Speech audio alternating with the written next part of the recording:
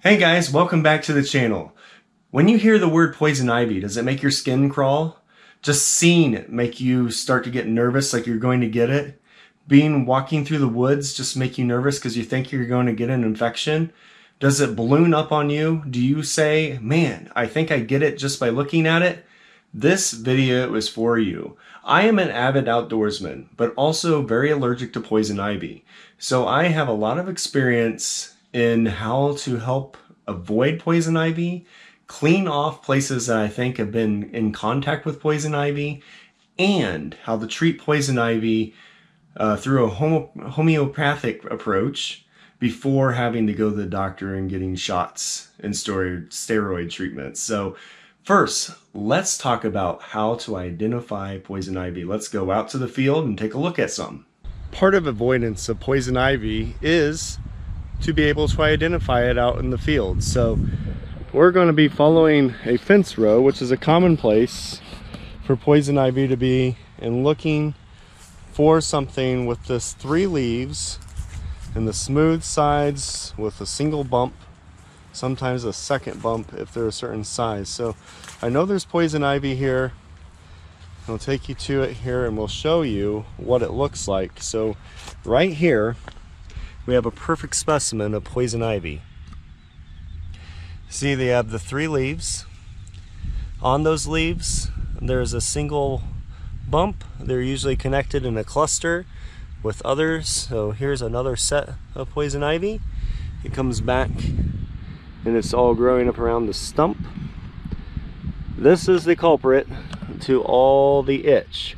So if you suffer from poison ivy, your #1 defense is being able to identify it out in the field. And this is the first part, is being able to look at a plant and say, yes, that's poison ivy, or no, it's not, and be able to avoid it physically, and that will help you a long way. Poison ivy leaves grow in many different sizes. So you have really small leaves over there.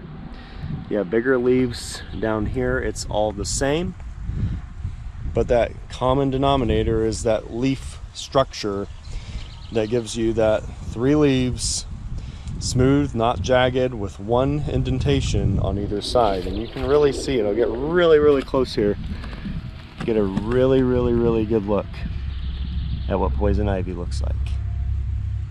So now that you've mastered how to identify poison ivy, think about where you might come in contact with it. You're going to look at fence rows.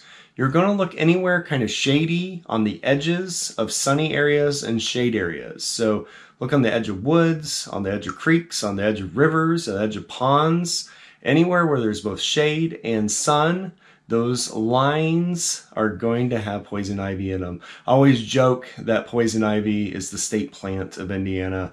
It is very rampant here and very rampant across the country where it is prevalent. So if you do come in contact with poison ivy, there are 2 approaches that I believe are very helpful on trying to get your area cleaned off before you become infected. Many documents out there say you have about 30 minutes to wash the area off before you will get a reaction. Poison ivy's oil is just like cleaning off motor oil, so you have to think of it that way. So what things would you do to clean motor oil off your skin?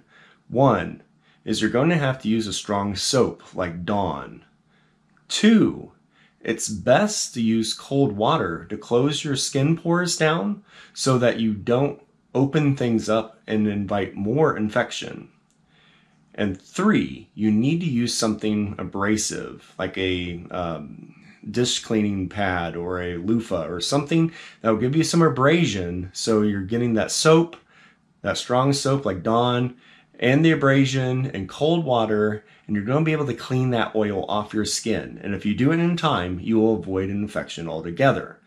If you're a long way from anything and you find yourself walking through poison ivy, a great way to wash it off is to submerge that into moving water like a river or a stream. If you walk through poison ivy, all you have to do is put all that underwater in a stream and walk down the creek for a little bit. You will then automatically be washed off. The silt, sand, sediment, and the water force will clean your body off. So that is a great tool to use if you come in contact with poison ivy when you're not able to instantaneously wash yourself off. But remember, it's invisible motor oil, so you have to treat it that way. Now, if you're unfortunate to get poison ivy, this next step will help you treat that as well. Hey guys, here's the fishing joke of the day. A man was out fishing in the jungle, and another man approached him, and he asked, "Hey, have you got any bites?" And the other guy looked at him and said, "Yes, I've got tons of them, but they've all been from mosquitoes." Back to the information. Welcome back to the workbench.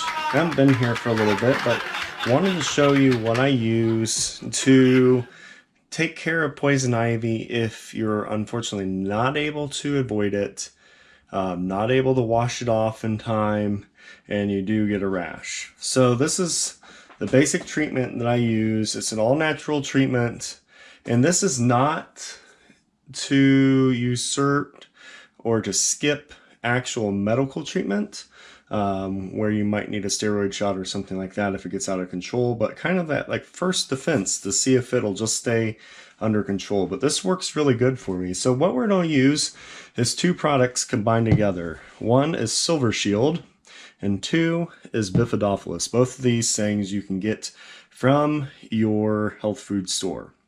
So Silver Shield, I like to put it, we put it in a spray bottle like this. That helps us to put it, and Bifidophilus comes, basically this is a refrigerated pack probiotic. Comes in these clear capsules. So what I do, say I've got a little poison ivy like I actually do right now. So right here on the arm is my spot. So what I'm going to do is I'm going to put that down on the table. I'm first going to spray it with silver. So this is going to be kind of like the base. So a couple quick spritz like that. Get a little bit of silver on there. The silver acts as kind of a natural antibiotic. And then you put part of the Bifidophilus on top of the area of impact. Just kind of spread it out. And the silver will help it stick. The Bifidophilus will help eat the infection. The silver will kind of keep it in check too, but then you've got a really cool spot. So get a better image of this real quick. So you can see, oops. All right, so that's what it looks like on your arm. You can do it in a little lighter treatment or even put it under a bandage if you want. But really does help keep the itch down and does help to knock it down early. So before we leave the workbench, I always like to give a shout out to our sticker partners. So we got Live to Fish, Puddle Walkers Outdoor, Fish Smack, Bogley's Keeping It Real, Real Feel Fishing, and Straight to the Point Outdoors.